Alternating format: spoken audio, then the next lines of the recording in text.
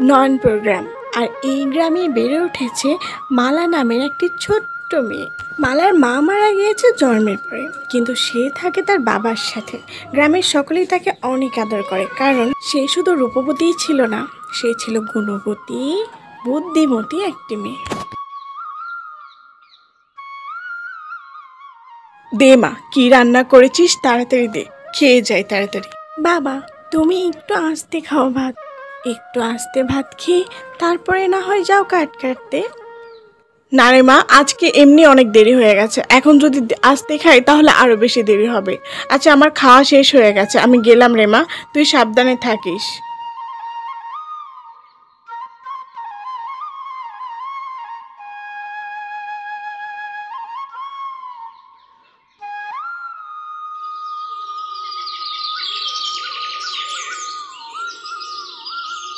এ বাবা, কখন যে সন্ধ্যা হয়ে গেল খেয়ালই করলাম না। এদিকে বাসায় মেয়েটা একা আছে, না জানি কত চিন্তা করছে। যাই যাই, পা চালিয়ে তাড়াতাড়ি যেতে হবে। হ্যালো, মাজা বিন্দুকে গাবো।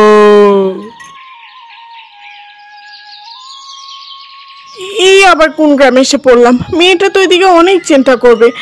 ওই পাশে একটু আলো দেখা যাচ্ছে না, যাই দেখি কেউ আছে নাকি।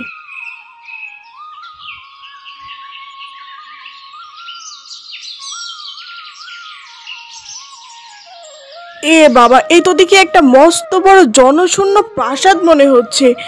এখানে কেউ নেই। ওই তো একটা দরবেশ বাবা দেখা যাচ্ছে। মাফ করবেন, বড্ড বিপদে পড়ে আপনার কাছে এসেছিলাম। যদি আজকের রাতটা আমাকে একটু থাকতে দিতেন। আমি তোকে থাকতে দিতেই পারি, তবে আমার শর্ত হচ্ছে কাল সকালে বাসায় গিয়ে তুই সবার প্রথম যেটা দেখবি সেটাই আমাকে এনে দিতে হবে। আর যদি তা না দিস তাহলে সেই জিনিস অভিশপ্ত হয়ে যাবে। আমার বাড়িতে তো তেমন মূল্যবান কোনো জিনিস নেই, আমি বরঞ্চ রাজি হয়ে যাই। আচ্ছা, আমি আপনার শর্তে রাজি। ঠিক আছে, আজকের রাতটা খাওয়া দাওয়ার ব্যবস্থা আমি করে দিচ্ছি তোকে। হায় আল্লাহ, কত রাত হয়ে গেল, বাবা এখনো আসছে না। এত রাত তো কখনোই করে না বাবা, খুব চিন্তা হচ্ছে।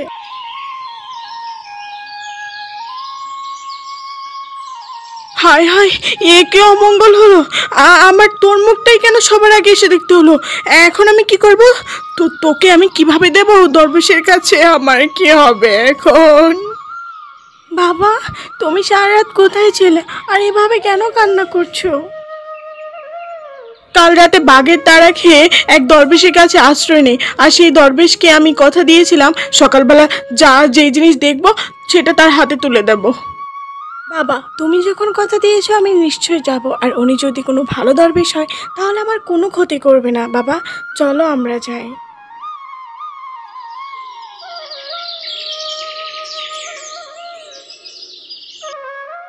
এসেছিস তবে? আমি তো ভেবেছিলাম তুই আর আসবিই না। হ্যাঁ, এসেছি আমি, তবে আমি বাসায় গিয়ে আমার মেয়ের মুখই প্রথম দেখি। তবে আমি আমার এই ছোট্ট মেয়েটাকে আপনার হাতে তুলে দিতে পারবো না, আমাকে ক্ষমা করেন। এটা কি করে হয়? তুই আমাকে কাল কথা দিয়েছিলি, আর আমার কথা তোকে রাখতেই হবে। তবে তোর মেয়ে যদি আমার দুটো প্রশ্নের উত্তর সঠিক উত্তর দিতে পারে তবে আমি এই অভিশাপ থেকে মুক্ত দেব। না বাবা, আমার এই ছোট্ট মেয়েটাকে এরকম কঠিন প্রশ্নের সম্মুখীন করবেন না, ও যে বড্ড ছোট। না, আমি আপনার শর্তে রাজি আছি। বলেন আপনি কি প্রশ্ন করবেন, আমি তারই উত্তর দেওয়ার চেষ্টা করব। বেশ, তবে বলো, পৃথিবীর সবচাইতে মূল্যবান জিনিস কোনটি? সময়। পৃথিবীর সবচাইতে মূল্যবান জিনিস সময়, যা একবার চলে গেলে আর কখনোই ফিরে আসে না। বাহ, একদম সঠিক উত্তর। তারপর বলো, পৃথিবীর সবচাইতে শক্তিশালী জিনিস কোনটি? ভালোবাসা। মানুষ ভালোবাসা দিয়ে ঘৃণাকেও জয় করতে পারে। পৃথিবীর সবচাইতে শক্তিশালী জিনিস ভালোবাসা।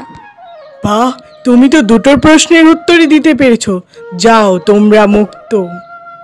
তারপর আর কি, মালার বাবা তো বেশ খুশি হয়ে তার মেয়েকে বাসায় নিয়ে যায়। আর হ্যাঁ বন্ধুরা, এই ভিডিওটি তোমাদের কাছে কেমন লেগেছে? ভালো লাগলে লাইক কমেন্ট করো।